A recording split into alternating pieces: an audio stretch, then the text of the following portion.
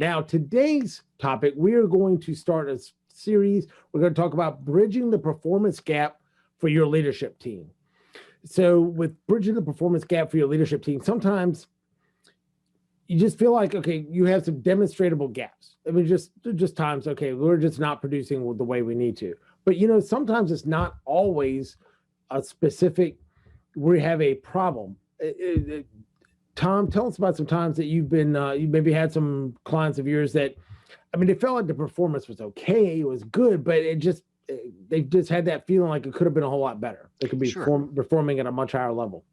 Well, Dave, let's be clear right from the get-go. It's good to have people on your team that disagree and that they have different behavioral styles or different motivations because they are complementing each other in the work that they do. So that's important that we have that. But at the same time, it can't get to the point where there's such a gap that we have this dysfunctional relationship between departments or between supervisor and employee or vice president and leadership team person. So it's important that we first recognize where people have a tendency to differ and then be able to actually assess that, to measure that. And then we can go about creating ways to bridge that gap. So I think that's really a good place to start with that awareness that we have these differences, but they can always be fine tuned.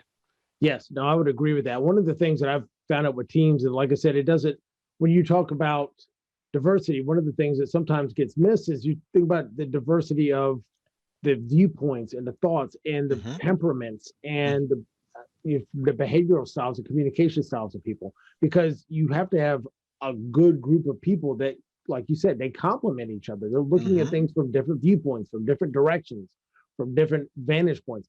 And not that one is good or one is bad. I mean, we're all kind of a combination of different behavioral styles and communication styles, and we all have these things that kind of drive us. But honestly, if everybody's looking at it from the exact same opinion, just such a great chance of dropping into groupthink and having issues where you don't look at competing alternatives, and it ends up causing potential problems and issues. And I mean, obviously, there's some great examples of some of the problems that groupthink has been able to get into that. And when you have a good diverse group of people that are looking at it from that, you're absolutely right. It's a great benefit of the team, and you need that, but you don't need the conflict that can potentially come with that as well. Exactly. I'll give you an example. So one of the boards I was working with, there was one gentleman in particular, very detail oriented, very, you might say, picky, picky, picky. Some people would describe him that way.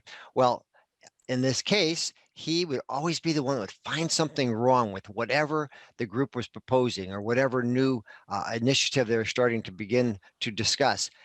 And I brought it to their attention. That's a good thing. Okay, now we need to keep Bud in a place where he doesn't offend people, but at the same time, it's critical that we have his input, and the rest of the team needed to recognize that so that when Bud spoke up, they valued what he had to say, and at the same time could look at it from his perspective as well as their own. Yeah, because this is one thing. It's very easy to get sucked into he's trying to do the best job he can because he is very detail oriented. Oh yeah, he's very high compliance, and he's very, he's looking at it like, okay, we need to get this right, not just rush it out there. Trying to do it for the benefit of the team. Well, sometimes when you're trying to get things done in a hurry and you have an urgency and you have a deadlines, you're like, okay, one, are you nitpicking, or are you just complaining, or are you just trying to criticize? And hey, this is taking more time. So you having those, it's just like writing a book or writing a paper or writing anything else, taking that time to have somebody else proofread your work is massively beneficial. And it's no different than somebody like Bud, on a board where, he's looking at that. Now, like I said, if you don't look at it the right way, it can easily come across as being, criticism and come across very poorly, and it's taken the wrong way.